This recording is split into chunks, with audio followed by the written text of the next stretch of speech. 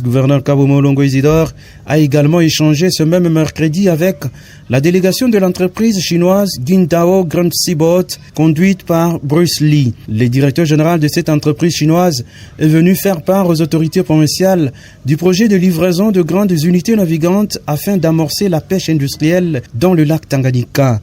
Le ministre provincial de l'Agriculture, Pêche et Élevage, Pungue Moulapi Raphaël, qui a accompagné cette délégation auprès du vice-gouverneur, parle ici de ce partenariat public-privé en vue de booster les développements socio-économiques de la province. J'ai accompagné nos amis investisseurs chinois qui sont venus voir l'autorité provinciale.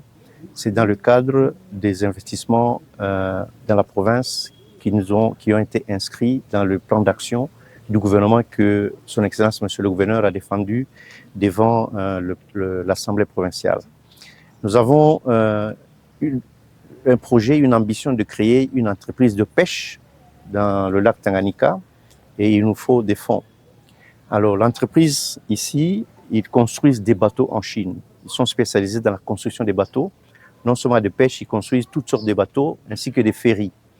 Et c'est ainsi qu'ils nous ont offert la possibilité de nous livrer des bateaux de pêche que nous allons exploiter dans notre entreprise. Et il est question maintenant de voir les modalités, comment est-ce qu'on va payer ces bateaux, créer un partenariat entre eux et nous.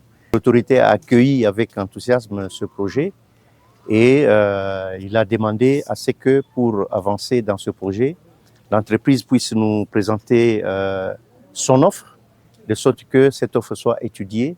Et dans les conditions, justement, il faudra voir quelle modalité il y aura pour le remboursement de ces fonds qui vont investir dans la livraison de ces bateaux. Bien entendu, nous n'allons pas perdre beaucoup de temps. Le plus tôt serait le mieux. Vous avez suivi quand son Excellence, Monsieur le Gouverneur, a défendu le budget 2025 au niveau de l'Assemblée provinciale. Il était question déjà de créer des entreprises. Dans le budget tel qu'il a été créé, les fonds propres ne permettront pas justement de créer toutes ces entreprises en une année. Et c'est ainsi que nous accueillons avec joie et enthousiasme les offres que les partenaires peuvent nous donner de pouvoir financer eux-mêmes la livraison du bateau et la création de l'entreprise va avec.